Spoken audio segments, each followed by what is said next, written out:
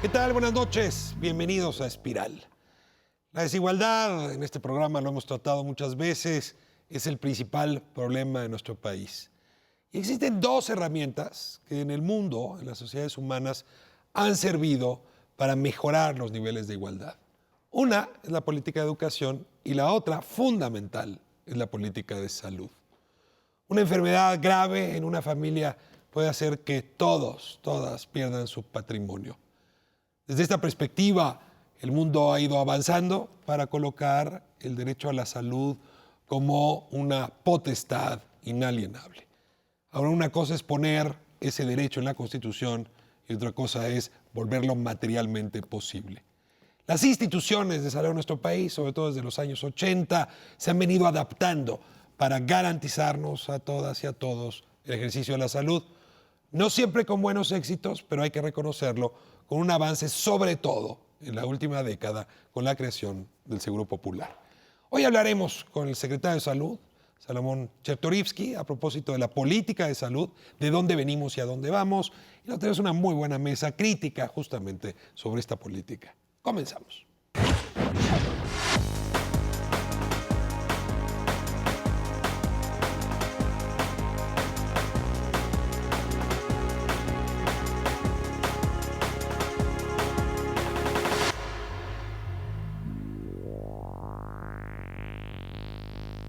Tenemos en Espiral hoy el lujo de contar con la presencia del secretario de Salud, Salomón Chertorivsky. Secretario, me da mucho gusto tenerlo aquí. No, hombre, te agradezco enormemente, Ricardo, la invitación.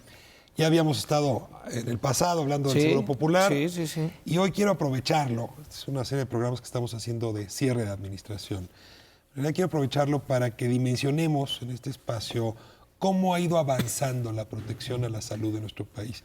Un derecho que llegó tarde a la Constitución, hay que decirlo, a principios de los años 80. Así es. Y que de entonces para acá se ha ido logrando aterrizar, ejercer con mayor plenitud.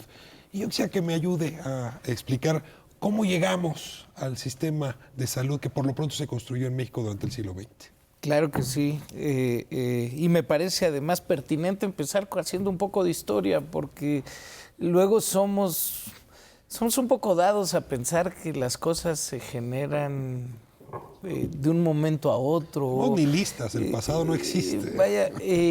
Y creo que si hay una política del Estado mexicano que ha tenido continuidad, pero que además se ha construido a lo largo de muchas generaciones, creo que es la política de salud.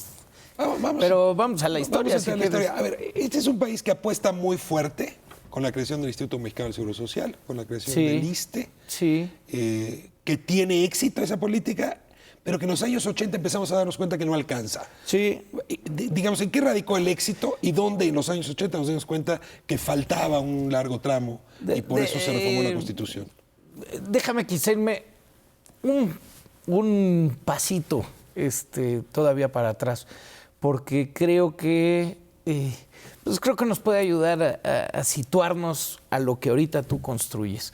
Mira, en el mundo las primeras políticas de seguridad social se construyen a finales del siglo XIX en Alemania de Bismarck.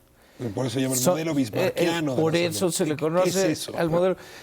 Básicamente las leyes de Bismarck lo que pretenden es construir mecanismos de protección para quien pierde el ingreso de forma temporal o permanente por diversas razones. Entonces, pues yo puedo tener un accidente, una enfermedad, puedo jubilarme, puedo fallecer.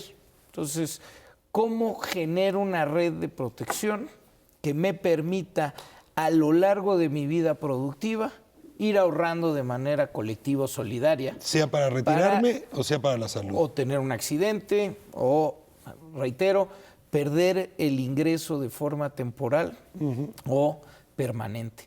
Y son muchos los países los que van construyendo sobre el modelo bismarckiano. La propia Alemania, por supuesto. Francia hasta la fecha tiene un sistema basado en la seguridad social. Y ese modelo fue la base de nuestros constitucionalistas en el 17, en donde sí se vislumbran las primeras aspiraciones de seguridad social en la Constitución del 17. Y es en base a estos preceptos que efectivamente en 1943 se crea el Instituto Mexicano del Seguro Social y en el 60 replicando el modelo del Seguro Social, pero para los trabajadores del Estado, el ISSSTE. En ese momento, siguiendo un poco la lógica que usted me plantea, hay una ambición para que quien trabaja cotice, vaya acumulando un ahorro que se ve complementado, sea por el Estado, sea por los patrones, y echa a andar una institución que es muy cercana al corazón de todos los mexicanos. Es un modelo laboral en ese entonces donde se está buscando el pleno empleo, donde se aspira a que todo el mundo esté empleado y que por lo tanto todo el mundo contribuya a la sociedad. En el México postrevolucionario. Y no solo eso, en donde el derecho a la salud, por ejemplo, proviene del derecho laboral, no del derecho humano. A ver, esto es muy importante, porque hacia allá nos vamos a tener que mover.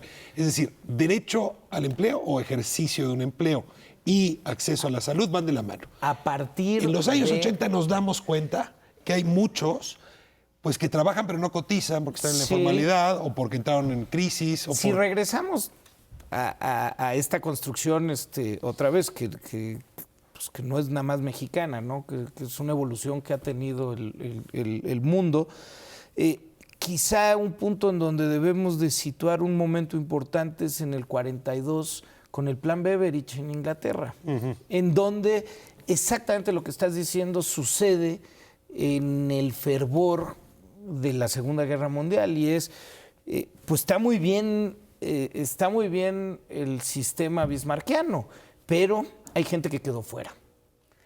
Y hay temas que queremos distinguir de derechos laborales a derechos humanos fundamentales. Hace un momento citó Alemania, citó Francia.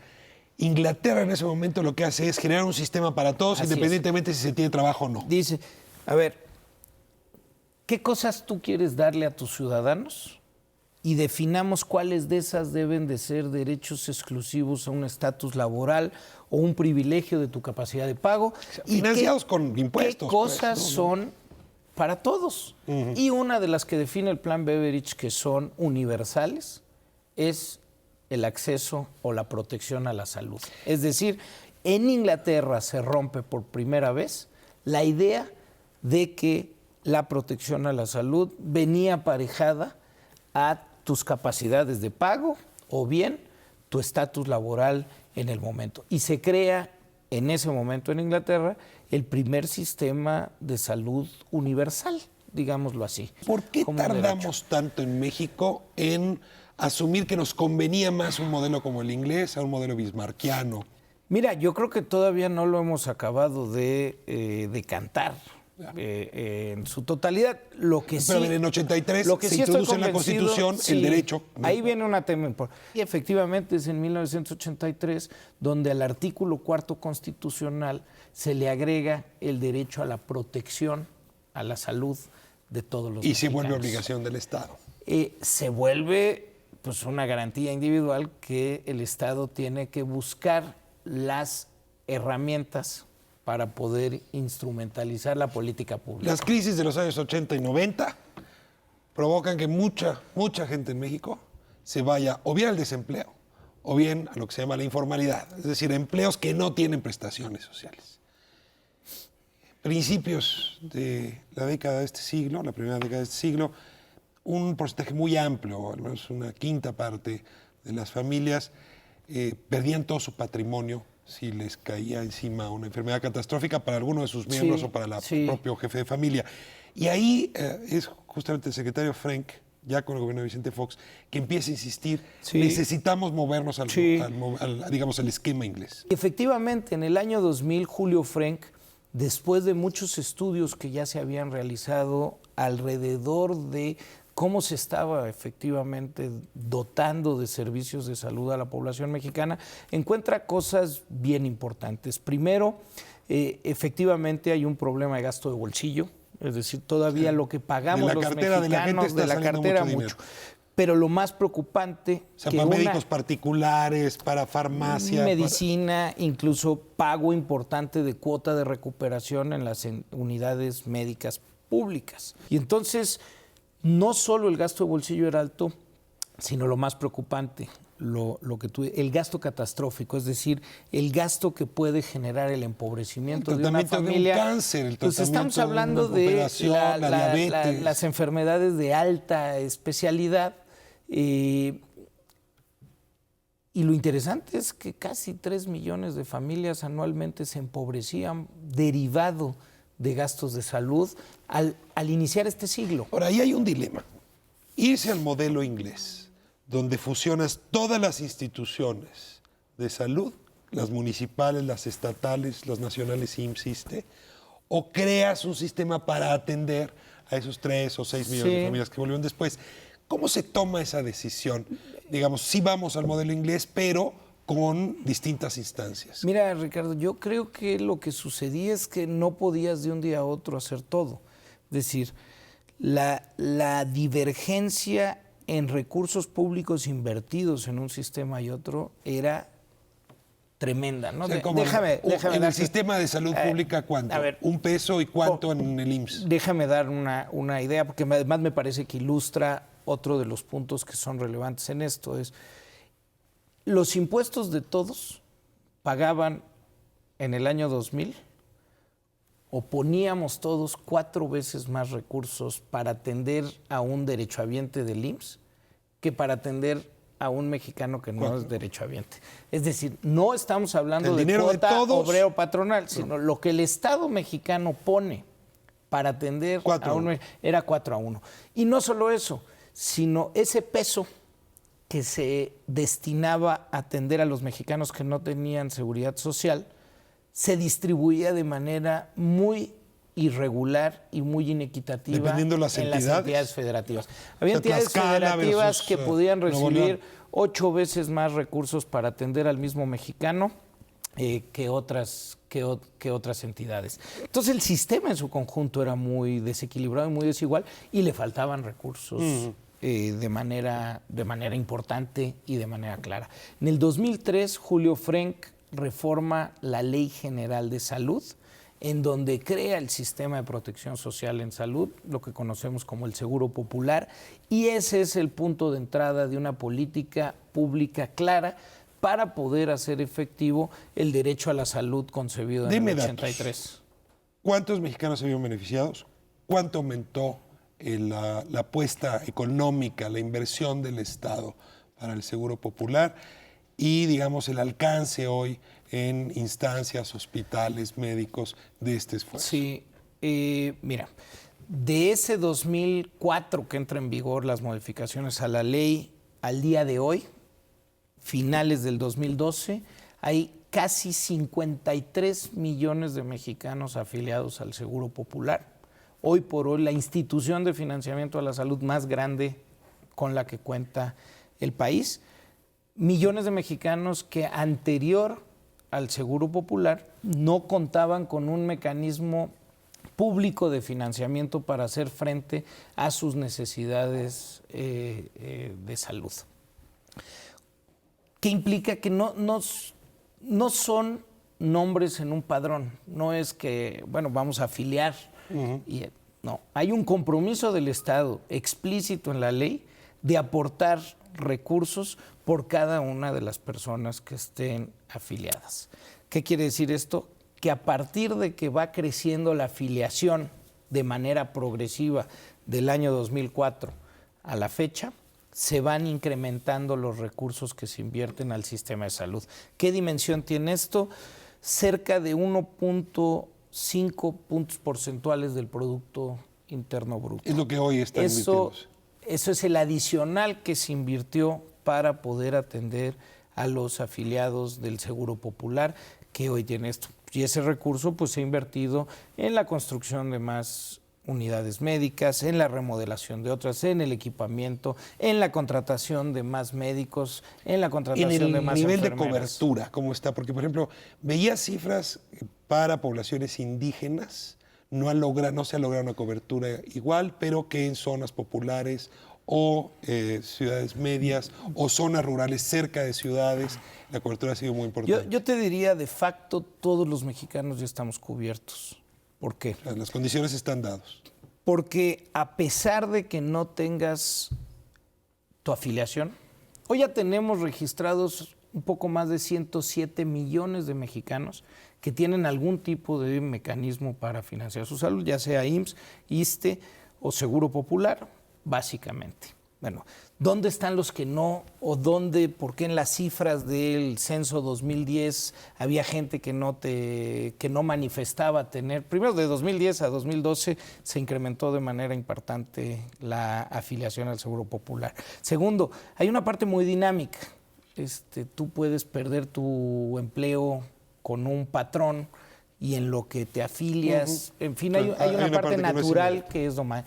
Pero ¿por qué digo que de facto están cubiertas? Porque una mujer que se detecta un tumor de mama, en el momento que lo detecta, si no tiene afiliación al Seguro Popular, llega a la unidad médica, se afilia y a esa mujer se le va a atender. Entonces, de facto, están los recursos del Estado mexicano puestos para atender a todos. Por supuesto que no es homogénea la calidad con la que se puede atender y los servicios que se le pueden brindar. O sea, la cercanía de una clínica, la cercanía de un médico sigue dependiendo de las regiones. Totalmente. O del servicio que ofrecen los estados. A ver, las dos cosas.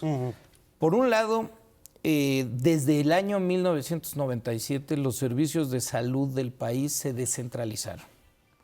Es decir, la responsabilidad de brindar atención médica recae en la autoridad estatal. Este sería uno de los desafíos que usted observa hacia adelante.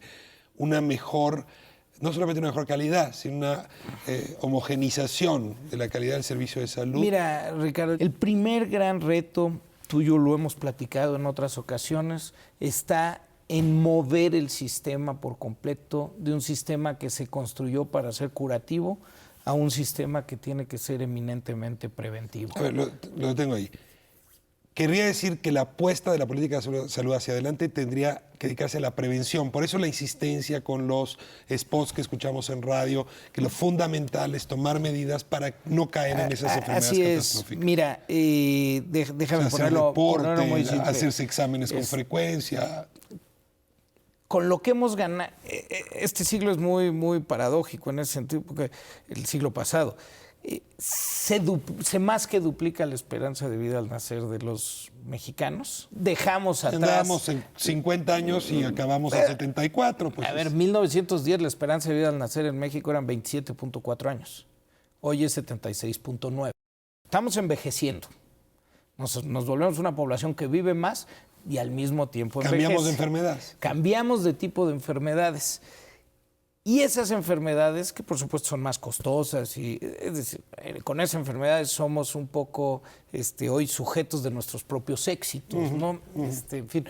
Pero el tema es que esas enfermedades tienen dos cosas fundamentales. Uno, que más o menos el 30% de ellas se puede evitar con estilos de vida diferentes. Y entonces, la política de salud tiene que impulsar ese estilo de vida. En la parte preventiva, dos cosas. Uno, virar a poder incidir y apoyar en la formación de estilos de vida y de hábitos de vida saludables. Lo que comemos, el deporte, el no fumar, la actividad física, la dieta. Y cosas tan sencillas como la lactancia materna exclusiva, la estimulación temprana en los niños, en fin, todas estas cosas que cambian los hábitos de vida. Ese es uno de los retos. Dentro de el segundo, o la segunda parte en la prevención está en la detección oportuna. O sea, también tenemos que ir sanos los mexicanos al médico. Y eso cuesta también mucho trabajo. Hacerse análisis chequeos, con frecuencia. Desde los dientes, la vista, el corazón. Hemos iniciado una política de consultas preventivas, tanto el Prevenims, el Preveniste, la consulta segura del Seguro Popular, para poder tamizar o detectar de manera anticipada y poder actuar en consecuencia. Ahora eso va a implicar que el sistema nos va a costar menos a los mexicanos. Si hay menos enfermedades porque se previnieron. Eventualmente el sistema tiene que ser más eficiente en el destino de sus recursos. Entonces para esto tenemos que reformar administrativamente nuestro sistema y tiene que ser el primer contacto el que te haga este chequeo, te tamice y el que te envíe o te referencie al segundo nivel de atención, si eso es lo que necesitas. Ese es el primer gran reto. Me quedan 3 minutos, es que hay que ir a nosotros. El segundo reto es definitivamente la homogenización de la calidad, es decir, que si ya tienes que atenderte, no importa en dónde te atendas, tus probabilidades de éxito y las capacidades para curarte sean las mismas. Y bueno, pues aquí hay que trabajar con los especialistas, hay que trabajar con las guías de práctica clínica, es decir, que se apliquen las mismas guías para todos, hay que empezar a intercambiar servicios entre las instituciones para poder aprovechar la infraestructura instalada. Que el IMSS pueda dar consultas para el Seguro Popular y los hospitales del Seguro Popular para el IMSS. Yo te diría que si tienes un quirófano del IMSS que no está siendo utilizado y tienes lista de espera de afiliados del Seguro Popular o derechohabientes del ISSSTE, que se puede usar y viceversa. Ya lo estamos haciendo en Baja California Sur, ya está funcionando, esa es otra de las cosas que tenemos que hacer. Y el tercer reto es, pues sí viene en un tiempo de reflexión de hacia dónde tiene que ir institucionalmente nuestro sistema, la arquitectura del sistema de salud. ¿Usted ve una apuesta para que nos acerquemos a Inglaterra? Yo veo que el modelo universal, el modelo inglés, es el modelo más eficiente y más equitativo. Ahora, no habríamos podido pensar en esa posibilidad si no tuviéramos hoy un mecanismo de financiamiento para cada uno de los mexicanos. El Seguro Popular podría en la historia del país haber sido un puente entre el modelo bismarckiano y el modelo inglés. Yo creo que el tener hoy un sistema dual es el puente para poder pensar en una estructura futura, que puede haber muchas alternativas y se han explorado muchas posibilidades, y yo creo que ahí viene la reflexión y muchas opciones son respetables, pero creo que lo que es importante destacar es que hoy los mexicanos tenemos la base para poder tener esa discusión. Y regresando a cómo empezábamos nuestra plática el día de hoy, lo hermoso del sistema de salud es que es un continuo y que se ha construido sobre lo que se tiene.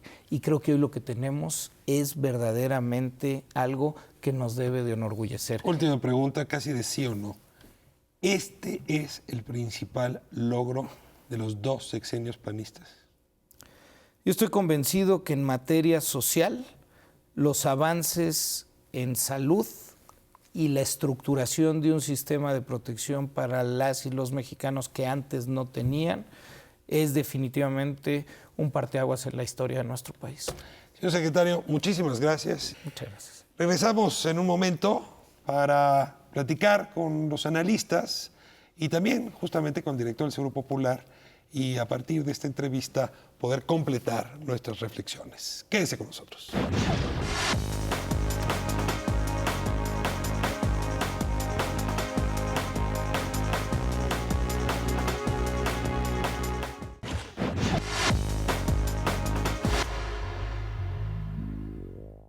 Pues ya escuchamos al secretario de Salud, Salomón Chertorivsky, exponer sus impresiones sobre los avances en materia de política de salud y la agenda por venir, que es pendiente y larga todavía para nuestro país.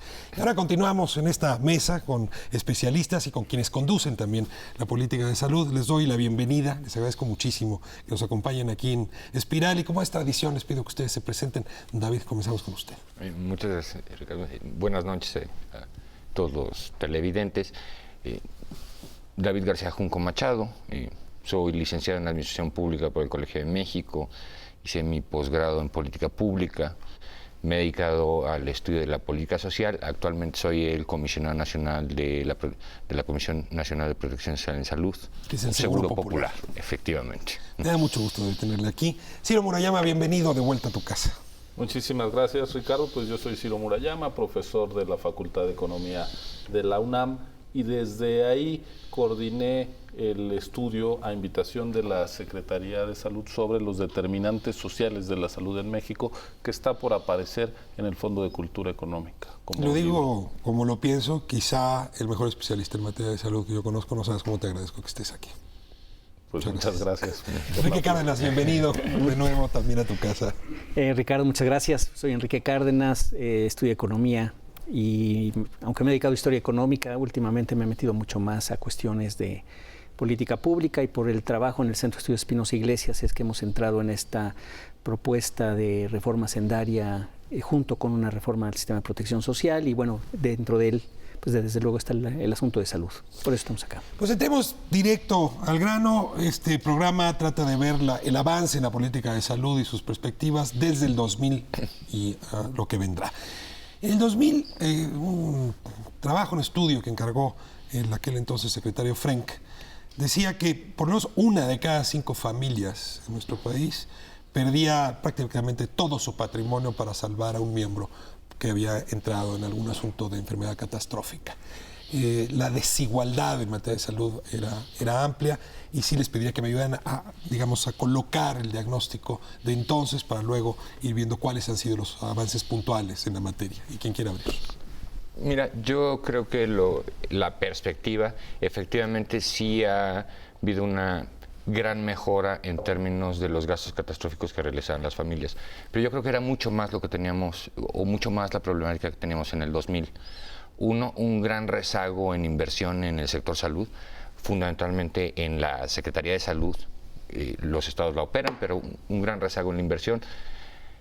Y la mitad de los mexicanos estaba pues fuera, ¿no?, de la garantía de tener servicios de salud, ¿no?, porque la salud estaba vinculada al estatus laboral, ¿no? Entonces, lo que teníamos era una gran subinversión en el sector, y la mitad sin un aseguramiento, sino más bien con un servicio, reitero, subinvertido, ¿no?, y sin ninguna garantía, y cobrando a las personas que no estaban en el mercado laboral. Por otro lado, los que estaban en el mercado laboral tenían la seguridad social de nuestras grandes instituciones de salud que hicimos, el IMSS y el ISSSTE, pero todos pagábamos también con impuestos de todo el mundo, ¿no?, de todos los mexicanos pagábamos eso, tuviéramos ese servicio o no. Todos los demás pues no lo tenían y también pagaban para el otro. También había una gran desigualdad en los recursos públicos que se utilizaban para pues, todos los mexicanos. Los asalariados recibían mucho más recursos públicos que los no asalariados. También una gran desigualdad en la inversión que hacían los estados. Unos estados invertían en salud hasta 8 veces más que otros. Y ese es el panorama que tenemos en 2000, nuestra aspiración constitucional que plasmamos en el 83 del derecho a la salud de todos los mexicanos como una garantía individual, pues era una más de aspiración. Sigue siendo aspiración en buenos sentidos. Digo, se ha avanzado mucho, pero todavía seguimos, creo yo, teniendo el problema que mencionas del sistema inequitativo que existe, al final de cuentas, pero que sin duda sí ha habido pues un avance muy importante en términos de inversión en estos años, ha sido tremendo. A ver, como historiador de la economía, ¿dónde estaba la economía de la salud en el 2000? Bueno, digamos que yo diría pues en un nivel que muy lejano a lo que estaba pasando en el resto del país. El 2000 también es un año complicado porque venimos de una crisis del 96, 97, digamos, se recupera la economía ya, en el 99 empieza a crecer mucho más, pero lo que dice David tiene razón, o sea, había un rezago de años, de muchos más años. El esfuerzo inicial de los años 40, 50 que se había hecho, pues ya había dado de sí. En los 60 creció mucho el Seguro Social, por ejemplo. Totalmente. ¿No? Pero ya como que había dado de sí y entonces efectivamente el rezago era enorme. Sí.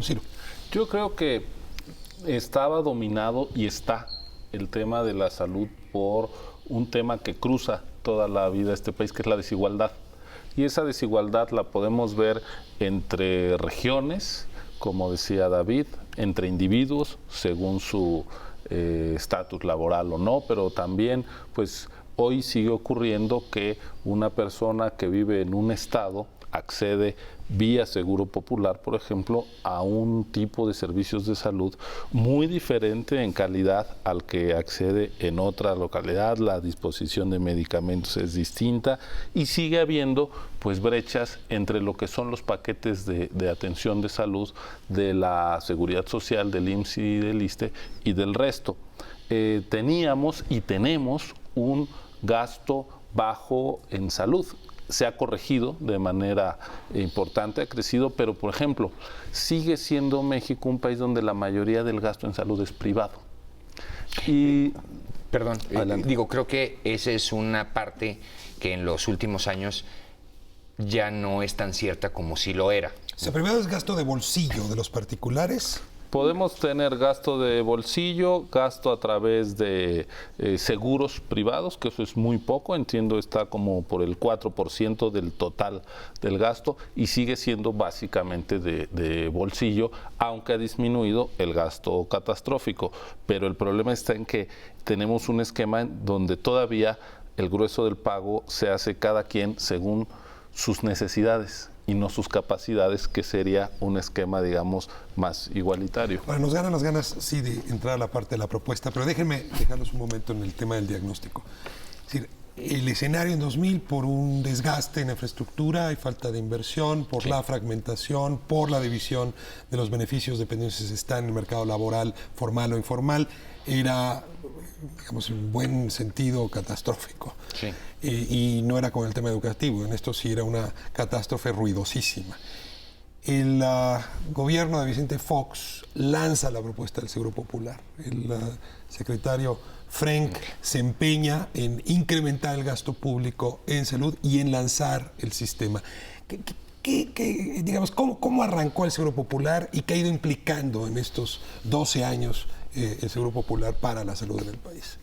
Mira, la ley del Seguro Popular no es un programa, es un sistema, ¿no? Plasmado en la Ley General de Salud, entra en vigor en 2004 y empieza a crecer. Todo el financiamiento de salud que se envía ya a los estados para las personas está vinculado al sistema. Y por ponerte números de cómo ha ido creciendo el sistema, a finales de 2006 había 15.7 millones de personas afiliadas al Seguro Popular, hoy son 50... Entre 2004 y 2007 se afilian 15 millones. Entre 2004, 2005 y 2006, en esos 3 años se afiliaron a 15.7 millones de personas. En enero de 2007, a la fecha, son 52.8 millones de personas con nombre y apellido. Por eso ahorita decimos que estamos en cobertura universal de protección financiera en salud. Hay muchos otros retos que los vamos a hablar. 10 millones de familias, más o menos. Nosotros lo hacemos ya por cápita, ¿no? Que es la mejor forma de contarlo. Ahora, para dimensionar esto, el Instituto Mexicano del Seguro Social tiene alrededor de 43 o 44 millones con nombre y apellido en su padrón. El ISSSTE tiene alrededor de 8. Si juntamos esos dos sistemas con nombres y apellidos, el Seguro Popular es prácticamente del mismo tamaño, en realidad un poco más grande que esos. Esa es la dimensión del Seguro Popular. En términos de recursos, ¿cómo se inyectaron recursos? Ciertamente a un sector muy rezagado. En 2006 el presupuesto para el sistema, la Secretaría de Salud... Y esos son recursos fiscales, directamente son recursos los impuestos. Fiscales. Son recursos fiscales donde la federación, de cada peso, la federación pone 5 y los estados ponen 1 peso. El presupuesto en 2006 fue alrededor de 51 mil millones de pesos. El presupuesto 2012 para el sistema es de más de 140 mil millones. Ahora, hay muchos retos. Simplemente quiero plasmar, ¿no?, los avances que hemos tenido del diagnóstico que teníamos en 2000. Hay muchísimo por hacer y cada vez que hacemos algo tenemos nuevos retos que ya hablaremos y no hablaremos más de eso. Una pregunta que pareciera obvia en su respuesta, ¿no?, pero que me interesaría, Enrique, si lo que respondieran. ¿Por qué no se construyó un sistema donde el IMSS creciera la capacidad y se construyó un sistema aparte? Sí, porque había esa opción en un principio, o sea, que el IMSS se volviera el administrador del Seguro Popular y en realidad lo que creamos es un sistema distinto. ¿A qué se debió? Bueno, al final de cuentas tienes una economía que no está creciendo a la velocidad que debería estar creciendo, el empleo formal no está creciendo como debiera y estás teniendo entonces cada vez un déficit en empleo formal que pudiera contribuir al seguro como en otras épocas, muy grande. Se calcula que en los últimos 6-7 años pues hay un déficit de 10 millones de gentes, es decir, gente que no se crearon los empleos para poderle dar chamba. De esos, la mitad a lo mejor están fuera del país y la otra mitad están por ahí turuleando. Entonces, yo creo que es lógica la salida de ampliar esa parte, porque la otra simplemente no iba a proteger a los informales. Pues no es que informal, a los mexicanos. Yo la verdad es que informal y formal fuera... Ya es un término discriminatorio. Pues un poco sí, porque yo diría más bien asalariados y no asalariados. Perdón, estoy totalmente de acuerdo con lo que va a decir Enrique ahorita y prácticamente en total desacuerdo con lo que dijo al principio, ¿no? Porque todas las economías también, las economías modernas, sí tienen muchas personas que no necesariamente son asalariadas, sí. Que no estaban cubiertas con como habíamos conceptualizado el sistema de salud. Por cuotas obrero-patronales. Por cuotas obreras patronales. Ahora, nada más déjame darte un dato. La aportación de las cuotas obreras a todo el sistema del IMSS es como del 5%. Todos los demás son patronales. No. A ver, ¿qué iba a decir, Enrique? No, el gobierno. Ya no sé qué iba yo a decir, pero bueno. No, lo que yo quería decir es que el concepto de formal-informal sí me parece que va a ir desvaneciéndose, se ha estado desvaneciendo. La propia economía funciona de otra manera de lo que funcionaba antes, sino que más bien es el hecho de que como tenía que estar amarrado con una relación asalariada, y eso es lo que estaba dejando de crecer, pues evidentemente queda un hueco muy grande que ha hecho mucho más inequitativo el sistema, porque efectivamente pues algunos contribuyen y otros no, y bueno, luego tenemos el problema de la evasión fiscal y eso que no podemos ver después. A ver, pero tenemos... ¿Por qué no se hizo un solo sistema? Pues la verdad es que no lo sé. Yo creo que en parte por las resistencias que había y esta decisión de inyectar dinero a la fragmentación preexistente en buena medida nos está generando los retos, exacerbó los problemas de un sistema de salud que ya estaba muy fragmentado y ahora tú trasladas a través del Seguro Popular los recursos a los gobernadores antes de haber arreglado el sistema. Era una pipa llena de agujeros y tú le estás metiendo más agua y tiene un montón de fugas. Por ejemplo, ahora es a nivel de las entidades donde se compran los medicamentos. Eso te ha disparado la corrupción, la ineficiencia en los recursos. Un estudio que hicimos para el Seguro Popular, que está publicado en la Gaceta de la Academia Nacional de Medicina de México, muestra que el 50% de los medicamentos que se compran en el Seguro Popular se compran por arriba del 20% del precio de referencia. Es decir, es un tiradero de dinero. ¿Por qué? Porque lo metiste a un sistema muy mal diseñado. Lo dicen fragmentado es que hay instancias municipales, tú tienes estatales. El IMSS, el ISSSTE, para los trabajadores formales, pero también tienes Pemex, las Fuerzas Armadas, ahí ya tienes una serie de fragmentación, pero luego tienes los modelos de las secretarías de salud de cada estado e incluso tienes instancias para los trabajadores estatales de cada una de las entidades e incluso municipios con sus propios sistemas de salud. Me tengo que ir a corte porque que haya tantas instancias, en principio no suena equivocado, el problema es que no se coordinen o que no haya coherencia. Y sí quisiera regresar a abordar el tema de la coherencia del sistema y luego regresamos al tema de recursos. Vamos a corte y volvemos.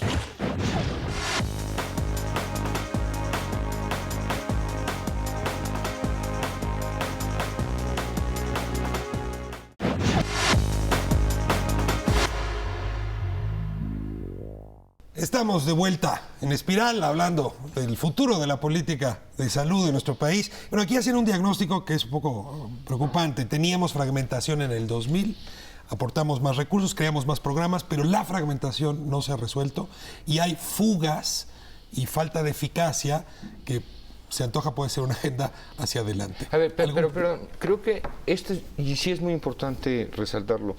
Hay una parte de desarrollo administrativo y de nuestras relaciones en un país federalizado, que ciertamente creo que tenemos que brindar más transparencia. Creo que también se ha avanzado mucho. Y eso va más allá del sector salud y es sector educación y son todos los sectores y es otro tipo de instituciones que tienen que estar alrededor de las políticas de cada sector. En el caso del sector salud, que esté fragmentado, que haya muchos prestadores de servicio, no es un defecto per se. Incluso los grandes sistemas de salud pública universalizados, ¿no? Yo creo por ejemplo, Inglaterra... es muy aventurado decir que México tiene un sistema de salud. Por ejemplo, cuando tú no tienes diálogo entre las instituciones públicas, cuando tú tienes hospitales del IMSS y de la Secretaría de Salud enfrente, en una misma ciudad, con servicios distintos, cuando lo que estás ofreciendo es diferente. Es decir, ahí no es que tengas diversidad, lo que tenemos es fragmentación, y la fragmentación genera lagunas y genera reiteraciones y por lo tanto ineficiencia. Y eso es lo que tenemos delante, porque eso nos está demostrando que para un país del nivel de ingreso como el que es nuestro país, México, tiene unos indicadores de salud rezagados, y eso indica que no estamos haciendo las cosas bien, y los avances en los últimos años en indicadores, no de cuánto dinero le metes, sino cómo está la salud de los mexicanos, en cosas tan sencillas como mortalidad materna, no has tenido un avance en la misma dimensión. Esto demuestra que los problemas añejos ahí siguen. Pero, a ver, déjame ponerlo en esos términos. Mortalidad infantil, vamos a llegar a la meta mucho antes, a la meta del milenio mucho antes de lo dicho. Hay otros indicadores. Hemos mejorado muchísimo el tratamiento de cáncer de mama, ¿no? La sobrevida ha aumentado muchísimo con los tratamientos gracias al financiamiento del Seguro Popular. Sí, gasto catastrófico la está adherencia al tratamiento pasó prácticamente al 98% porque la gente lo dejaba. Entonces, sí hay indicadores de salud duros que han mejorado sustancialmente en muy poco tiempo. Tienes toda la razón en que está fragmentado y que tenemos mucho por avanzar, y ahorita vemos el diagnóstico. Decir que la primera inyección de dinero para ir mitigando los rezagos históricos de la infraestructura de salud es un error, yo no puedo estar de acuerdo en eso. Yo no lo dije. Ok, ahora entonces, no es me un lo error. pongas a mí porque es muy grave en tele sacarle a la gente cosas que no dijo. Yo no lo dije. Lo único que sí es muy importante, toda la inyección de dinero que se da en una infraestructura muy rezagada también ayuda a mitigar una desigualdad inherente al sistema que teníamos del modelo asalariado versus el modelo abierto. Que se le haya inyectado es mucho más igualitario para los mexicanos, porque los mexicanos que no estaban en los otros sistemas estaban pagando a los asalariados. Pero esto es hasta cierto punto falso, ¿sí? De que, a ver, hay una visión como a veces adánica de que llegó el Seguro Popular a territorios poblados donde no había nada. No, sí hay una evolución de los servicios de salud, y yo quiero decirte que antes de que entrara el Seguro Popular, los datos los tomé del informe del presidente Calderón, del sexto. Había, por ejemplo, en 2002, cuando se aprueba el Seguro Popular, se daban 177 millones de consultas. ¿Cuántas eran a la población que no era asalariada? 82 millones de consultas generales. ¿Cuántos millones de consultas generales da hoy, 12 años después, 10 años después, el Seguro Popular? 66 millones. Se daban más a la población abierta que hoy a través del Seguro Popular generales. ¿Y luego en medicina especializada? En medicina especializada se ha crecido por el gasto catastrófico, que es básicamente en los grandes hospitales de tercer nivel que estás tratando cáncer y demás. Ahí sí, o sea, ya tienes... ¿Ha mejorado medicina especializada? ¿Ha disminuido el número de consultas? No ha disminuido. Lo que te digo es que ya había consultas generales y especializadas también. Antes del Seguro Popular ya había 37 millones de consultas de especialidad, de las cuales 10 millones eran a la población que no estaba en el IMSS y en el ISSSTE. Hoy, ¿cuántas consultas da el Seguro Popular? 13 millones de especialidad 10 años después. Es decir, tampoco hemos cambiado mucho la atención según datos del informe presidencial. ¿Quieres decir algo porque te estás quedando atrás de la discusión o quieres moverlo a otro lado? No, lo que pasa es que sí, efectivamente, yo creo que estas cosas también tienen que ir madurando. Estoy de acuerdo en que había un servicio anteriormente, no quiere decir que no lo hubiera. Totalmente. Y que sin duda en la parte efectivamente catastrófica, en donde lo hemos visto está recientemente, cómo mucha gente estaba queriendo salir de pobreza y de repente viene un problema catastrófico y caes nuevamente. Entonces, me parece que está apenas madurando el sistema. o el cuasi sistema, ¿no? Para no meterme en esa discusión sistema, ¿no? La fragmentación de lo que tenemos. Sí me parece que también ocurrió todo esto en un momento político, y perdón que meta esa parte, especial, porque al final de cuentas es cuando el poder central federal se va diseminando por los estados, y es justamente cuando cachan la pelota, ¿no? Y lo vimos en otros aspectos, no solo salud, y la falta de rendición de cuentas que tenemos en los estados se refleja en esto. Este es un caso, digo, no es que le toque al sector salud, yo estoy de acuerdo, pero si lo vemos en su conjunto como política pública, sí es algo que tenemos que tener cuidado. Para adelante, si tú quieres, pero digamos, me parece que es un tema que está ahí y que tenemos que cuidar para esto, para educación y para otros temas, no solamente salud. Vamos, déjame retomar nada más una... Para que vayamos ya a las propuestas, porque si no se nos va el tiempo. Sí, y es un pequeño... Creo que lo importante de cualquier sistema de salud, y ahorita ya tenemos, es ver los resultados de la salud de los mexicanos, ¿no? Uno de los objetivos del Seguro Popular es la protección financiera. Lo que hoy tenemos ya... Protección financiera en salud, ¿no? Gastos catastróficos. Que no te caiga en el bolsillo. Que no sea no nada más un desastre médico, sino además es un desastre financiero para la persona y para las familias.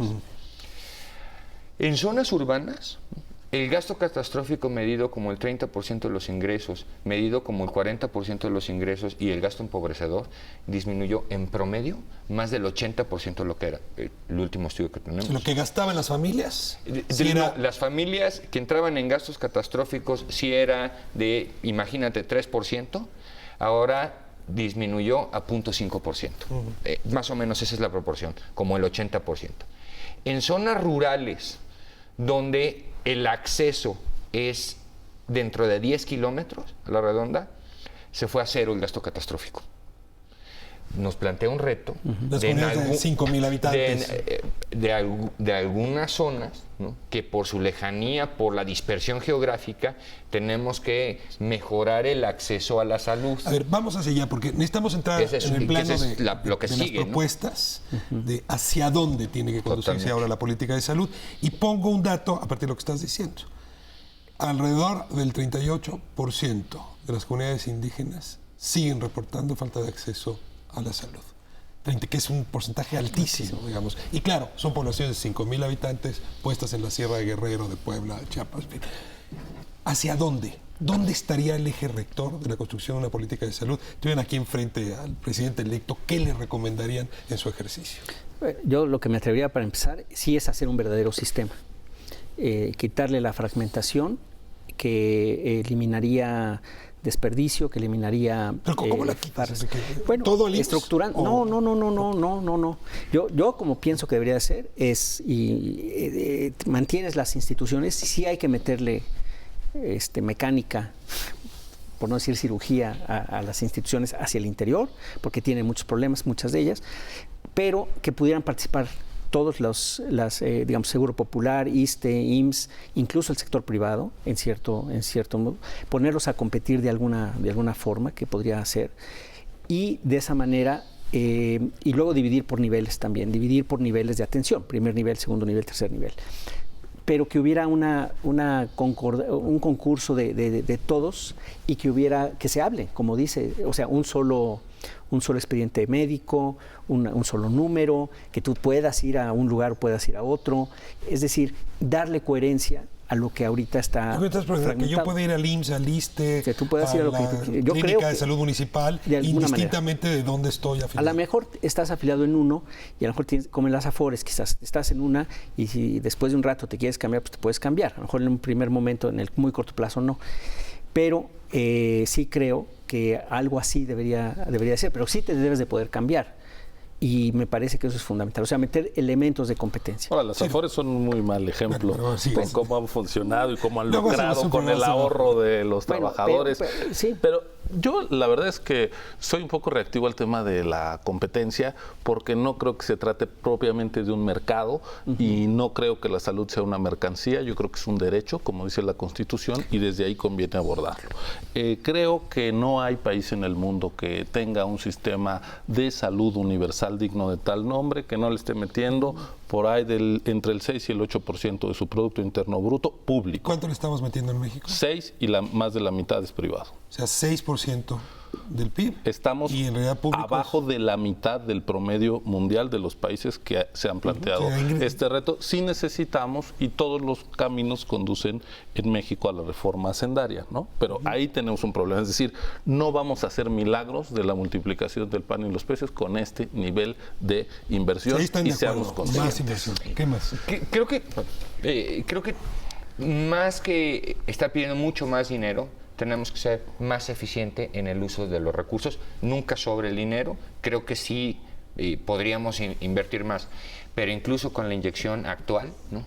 Lo que tenemos es que pensar en nuevas formas, en ver mejor la prevención, efectivamente, y en eso creo que los tres estamos de acuerdo, en que tenemos que buscar una integración funcional del sector, no un solo prestador, donde la gente tenga opciones por distintas razones. Tú no lo ves como una mercancía, pero yo sí creo, y estoy de acuerdo con Enrique, que eso también genera incentivos.